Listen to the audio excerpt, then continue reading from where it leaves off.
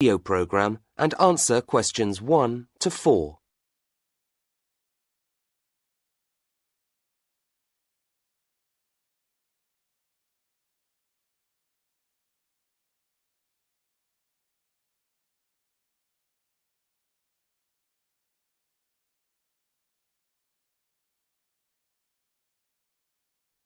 And now, after that old favourite from the Corrs entitled I Never Loved You Anyway, we have Dr. Claire Greenhill to talk to us today about stress in the workplace.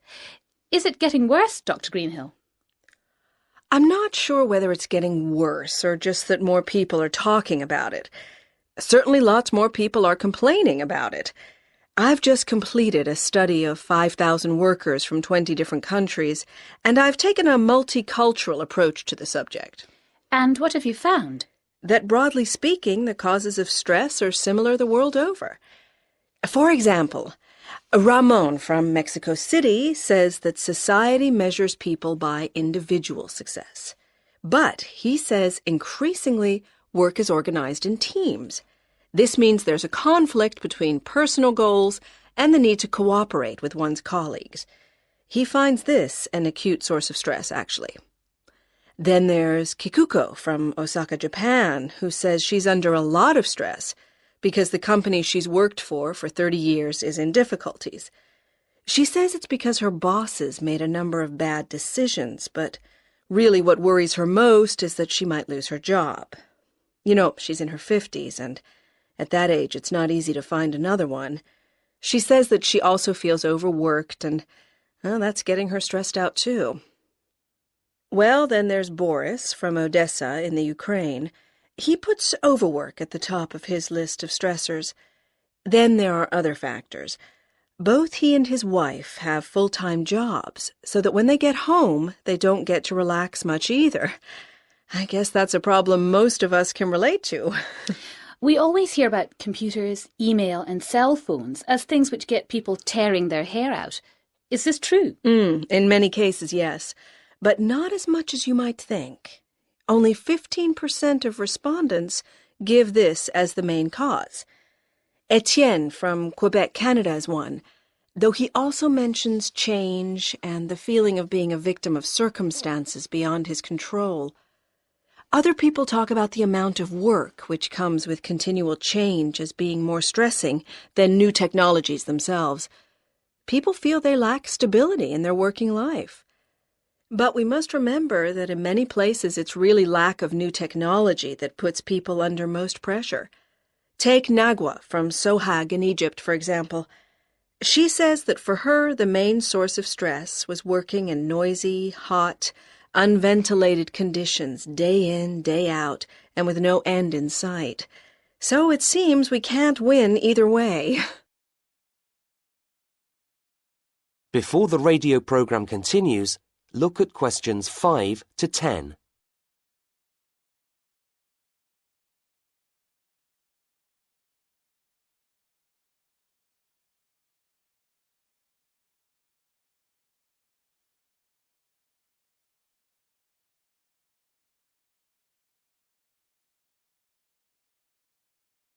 Now listen to the next part of the program and answer questions 5 to 10.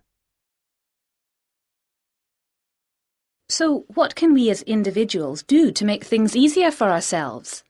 Well, I've talked to a number of specialists about this, doctors and psychologists, and here are a few suggestions for reducing stress without you having to change your job. First, vary your diet. Fish, pasta, vegetables, fruit, and so on. Try not to live off sandwiches and fast food. A balanced diet, in other words. Also, we tend to drink too much coffee. Caffeine, the drug in coffee, gets us more nervous. So if you want to feel less stressed, drink less coffee. It's tough at first, but you'll notice the difference within just a few days. Finally, take regular exercise. It's a great way of relaxing, and of course it makes you more healthy, too. For particular causes of stress, there are various things you can do. If your problem is that you think you've got too much work on your plate, what you probably need to do is manage time better. You have to learn to deal with the things which are really vital. Don't waste time on trivialities. There are courses to help you with this. If you are worried about unemployment, make plans so that if it happens, you are ready for it. Do things like set money aside and update your CV so it's attractive to new employers.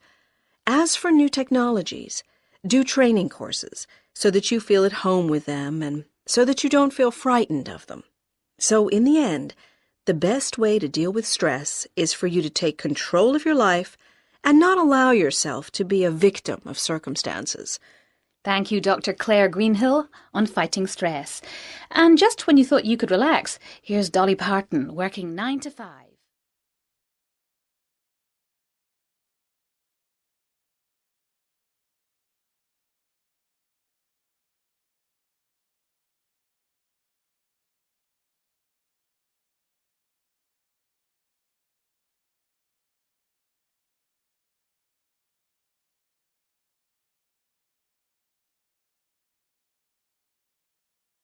Section 2. In this section, you'll hear an introduction about ancient architectures. First, you have some time to look at questions 11 to 20.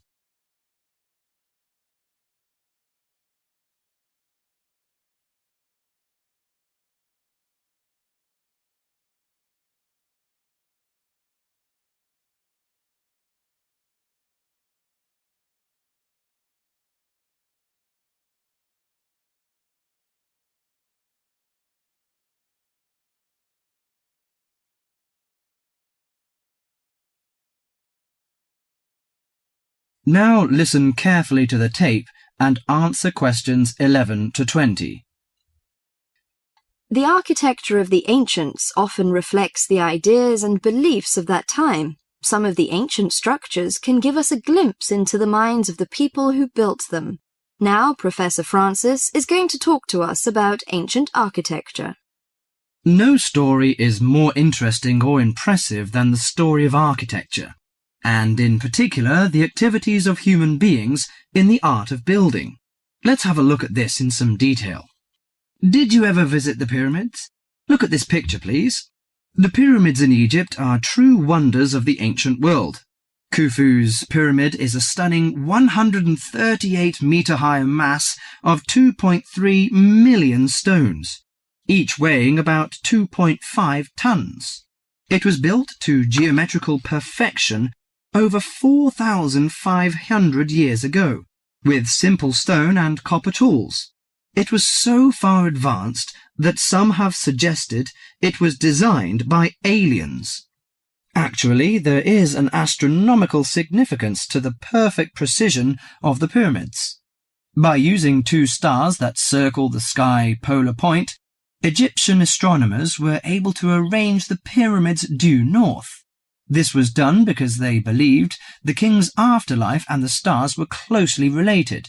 They believed their pharaoh, that is, their king, had been transformed into another living being, a light in the sky in contrast to the darkness of death. Okay, now let's look at another picture. On this picture is Athens' ancient Parthenon. It is an immense columned temple, built almost entirely of marble. Athens' ancient Parthenon is a perfect model of classic Greek architecture. It was built to honour Athena, the goddess of wisdom. Therefore, it includes the ideals of logic and reason in its design. Built in the 5th century BC, the Parthenon is made up of almost 140 columns. The Greeks associated the columns with the virtues of a human being: strong, orderly, proud, and beautiful. The height and width of the Parthenon are designed with the rational logic of geometry. The upper diameter of each column is a bit narrower than its base. It bulges slightly in the middle and slants inward. This kind of optical illusion makes the columns appear more graceful and thus more beautiful. The Parthenon also symbolizes democracy. Each column supports the entire structure, just as each person contributes to the government. It symbolizes that Athens' government is democratic. Finally, I am going to introduce the Roman Colosseum, a large oval structure for public sports events, entertainment, or assemblies.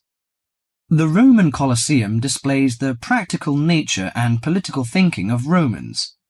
The Colosseum was built in 80 AD, when, throughout its vast empire, Romans' population and wealth were growing. It was necessary for politicians to entertain the people in return for their support. Gladiators would battle wild animals, and even one another in order to entertain the bloodthirsty crowds. Constructed with tons of marble, the Colosseum stood 48 meters high. It has the capacity to hold up to 50,000 spectators. Spectators sat on the lower 3 levels, surrounded by towering roofed passageways. On hot days, a cover suspended from the top story provided shade from the sun. Ancient architecture gives us a sense of the different societies that build these amazing monuments. Through it, we can imagine what life was like when those civilizations were flourishing. That is the end of section 2.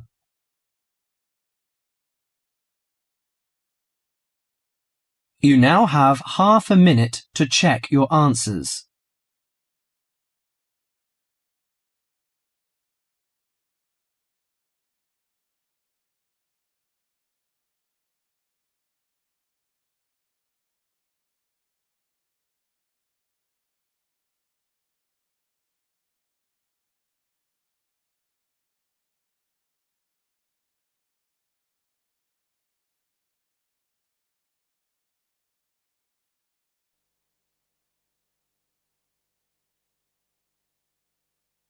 Section 3.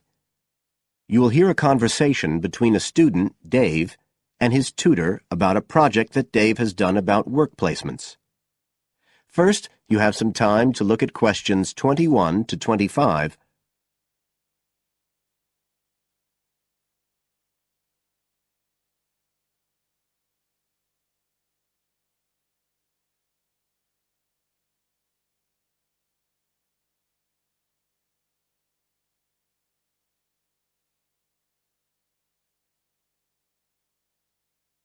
Now listen carefully and answer questions 21 to 25.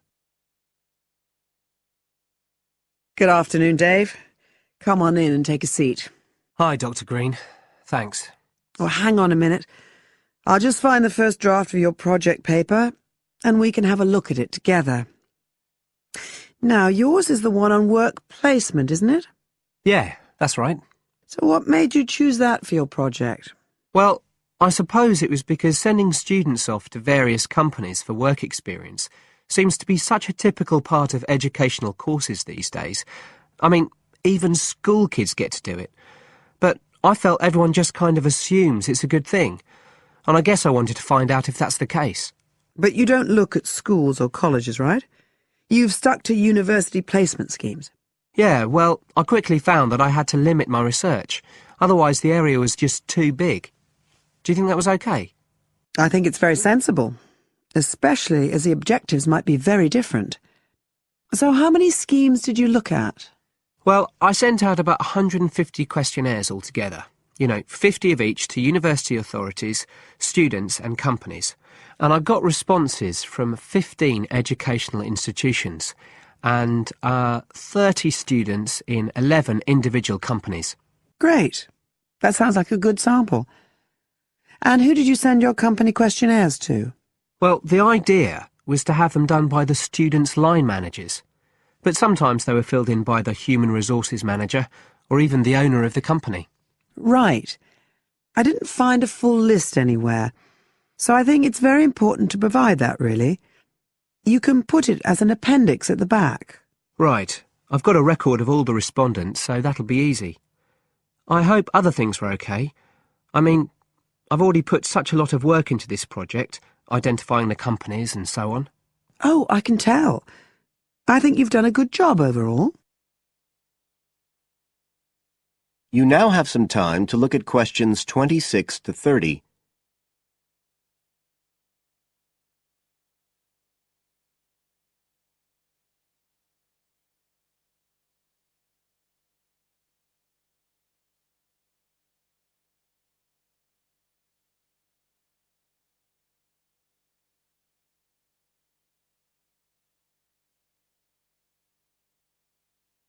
Now listen and answer questions 26 to 30.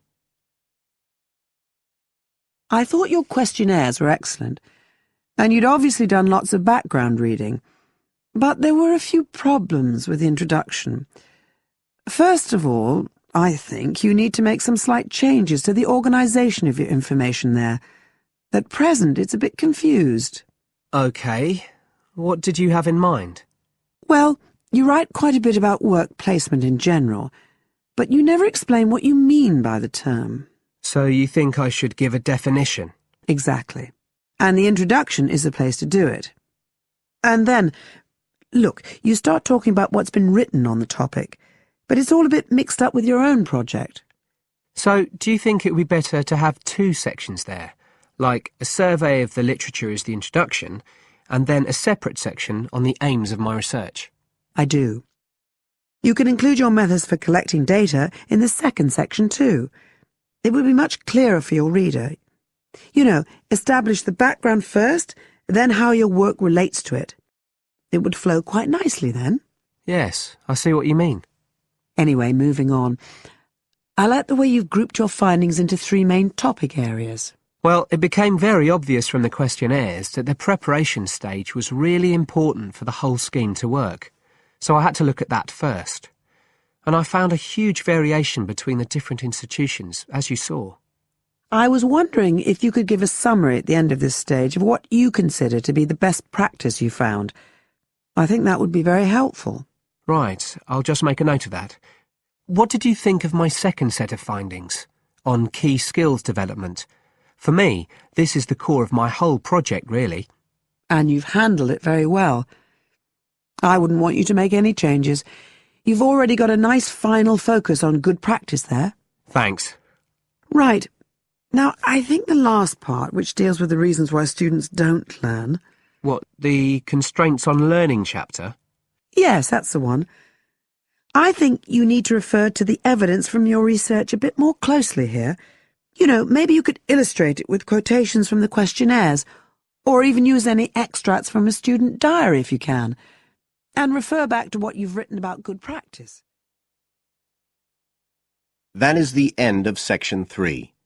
You now have half a minute to check your answers.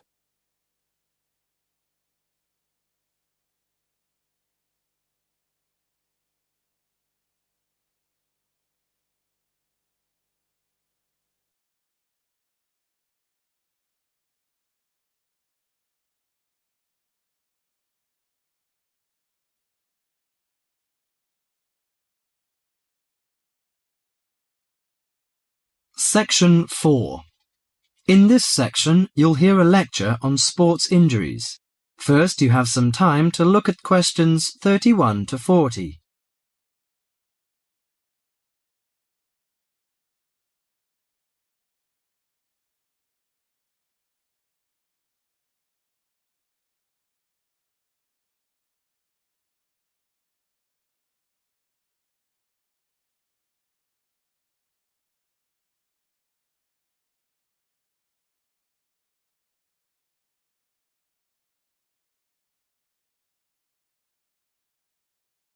Now listen to the lecture carefully and answer questions 31 to 40.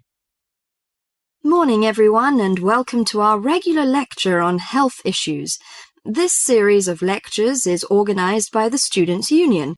It's a great pleasure for me to welcome Mr. David Greenbaum, a physician in sports medicine, to come along and talk to us today. Thank you. You may doubt what good sports medicine can do to non-athletes like you college students. According to public assumptions, sports medicine doctors deal only with sporting injuries.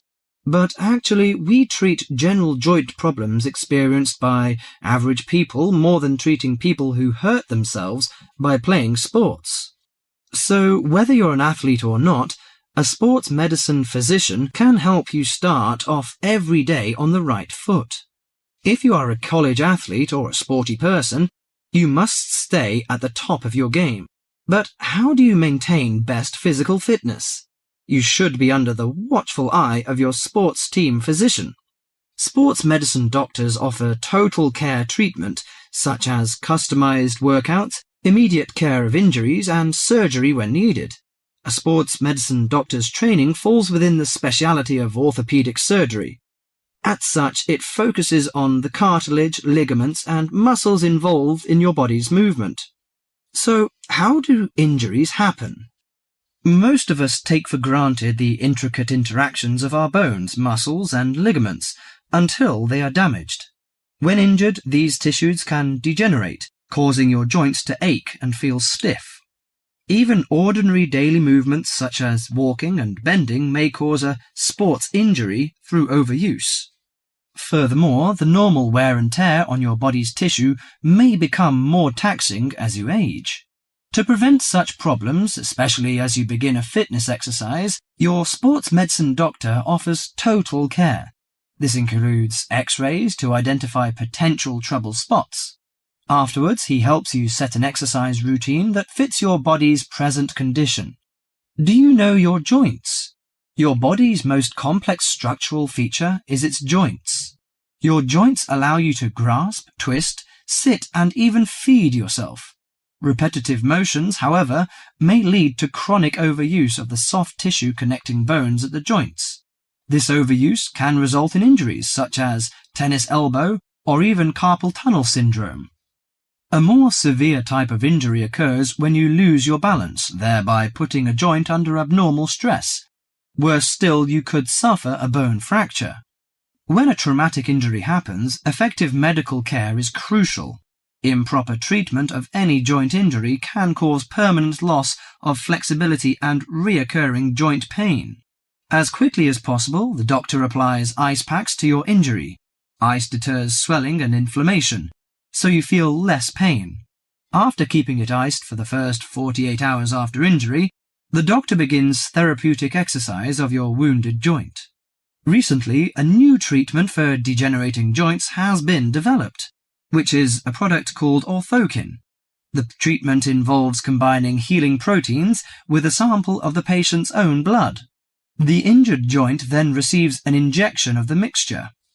This new technology stimulates our own white blood cells to produce large quantities of protective protein.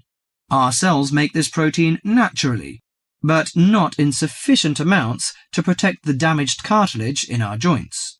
It also has the advantage of convenience and lack of side effects. Here are some suggestions on how to prevent sports injuries. Use appropriate protective equipment. Maintain proper lighting in the training area. Have adequate rest. Avoid alcohol and drugs in order to prevent injuries.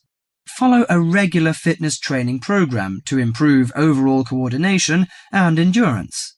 Better endurance will absorb pressure and prevent injury. Perform adequate warm-up exercises before training or performance. Avoid performing sports or work when you are sick. Most injuries happen when one is fatigued. Avoid treatment by dubious health practitioners. Use of inappropriate massage, adjustment, and homemade medicine, often with steroids or other non-tested drugs, can cause more damage to the injury. That is the end of section 4.